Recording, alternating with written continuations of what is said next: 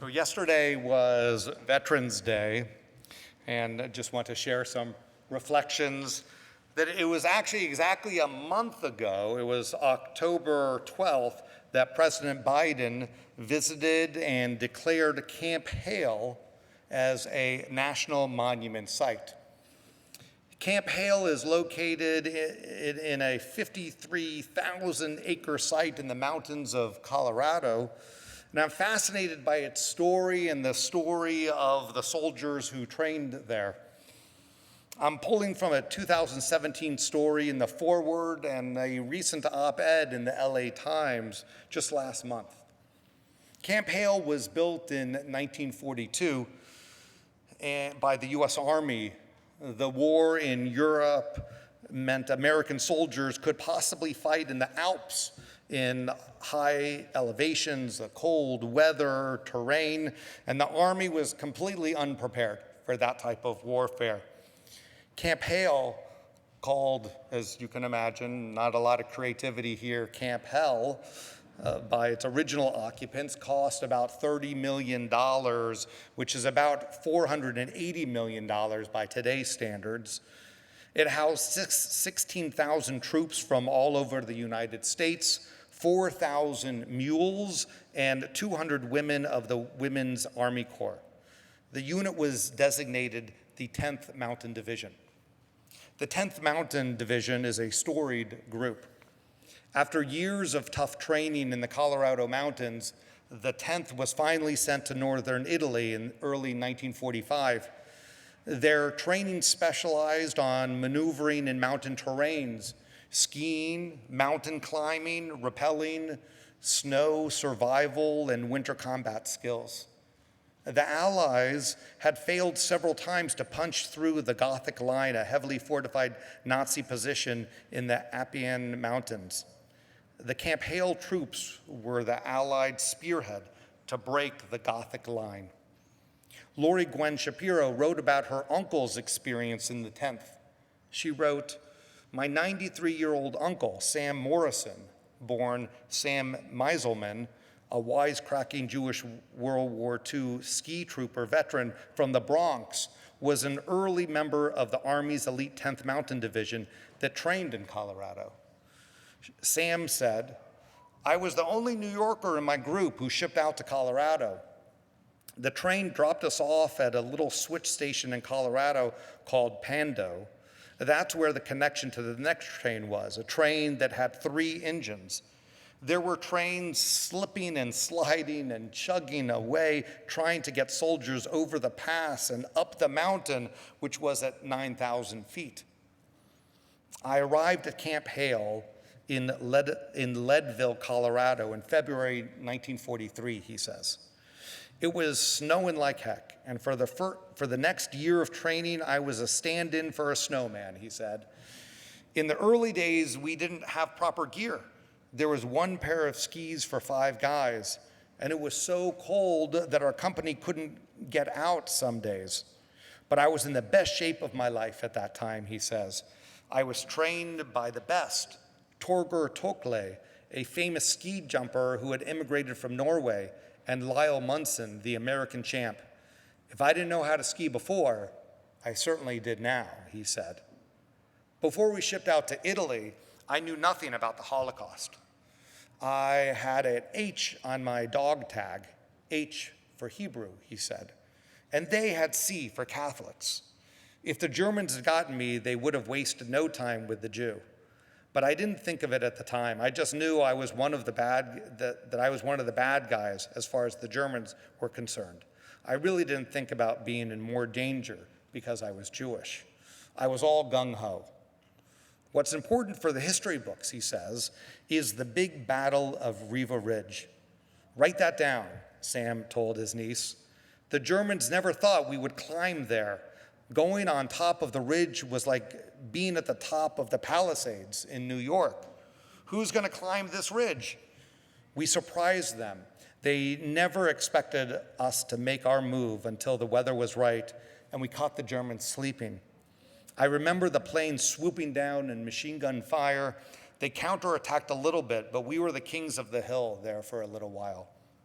Sam continued, March 3rd, 1945 was when my number came up because the Germans wanted back the exact section of the mountains I happened to be stationed in. And the engineers were putting in some kind of bridge there while I stood with the ammo. I received my K rations and was trying to heat up a can of food, whatever it was, and that was the last thing I remember before a captured American plane painted black that looked like our guys flew right over and decimated my area. The German tactic killed 14 in the 10th Mountain, and 24 were wounded, and I was one. I've been told I was blown out of a building and suffered a concussion and nervous disorientation. I can't remember that moment. It's all blanked out. The only reason I knew about any of this stuff is because I get flashbacks from time to time. I got a medical discharge from the Army, but they decided I was not ready to enter society. This is the sad part of my life.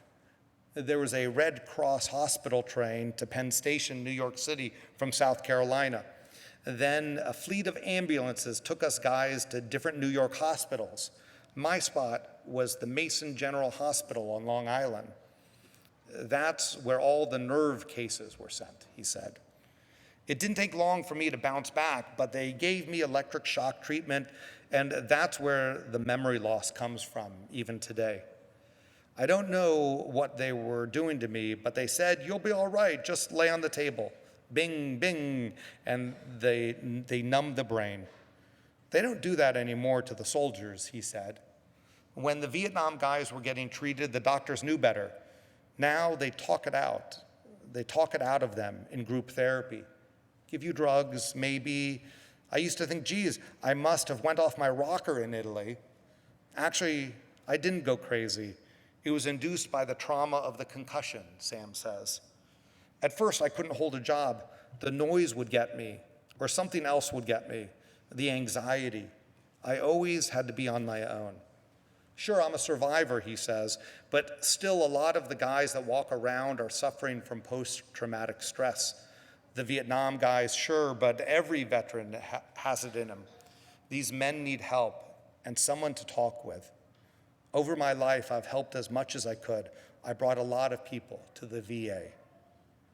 So Sam's story goes on, but his service and honesty about his own mental health struggles following combat are honest and important for us to hear.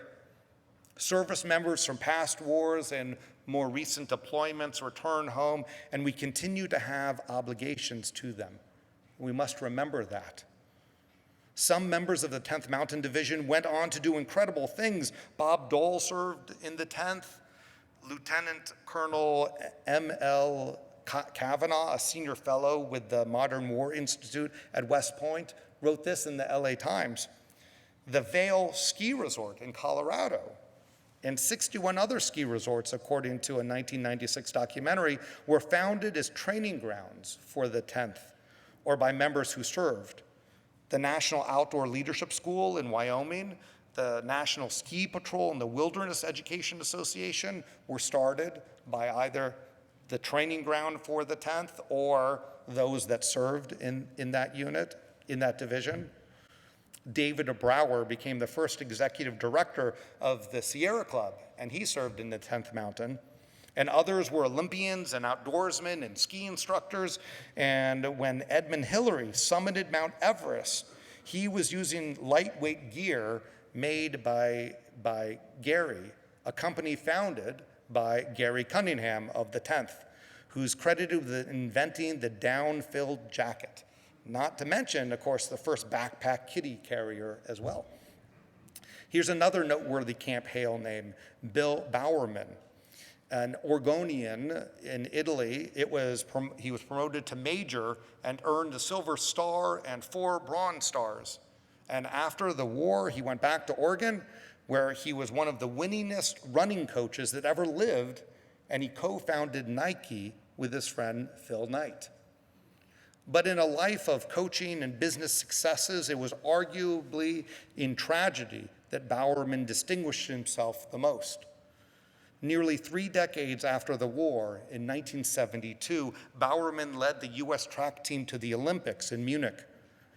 When When terrorists targeted Israelis at the game,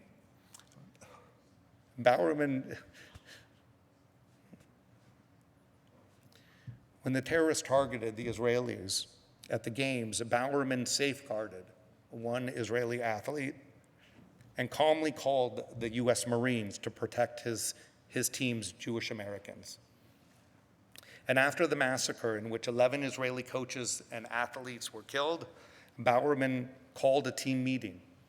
As recounted in a biography of Bowerman by Kenny Moore, one member who didn't want to continue competing challenged the coach in front of the team. "You don't throw a party and a gunman comes in and murders a dozen guests. You don't break out another keg and go on with the party," he said. Bowerman replied, "This is no party. This is our great moral advance. This is our answer to war." Lieutenant Colonel Kavanaugh concludes that spirit lives at Camp Hale. And if war's purpose, as a military strategist once said, is to make a better peace, then these are the ones who made it. And Camp Hale is where it was forged. And a national monument is the least we can do. So now our newest national monument site can be visited in the mountains of Colorado. But should you visit, we must recall the men and women who trained there, and we must remember our obligations to them upon their return home. Sam Meiselman, and so many more. Shabbat Shalom.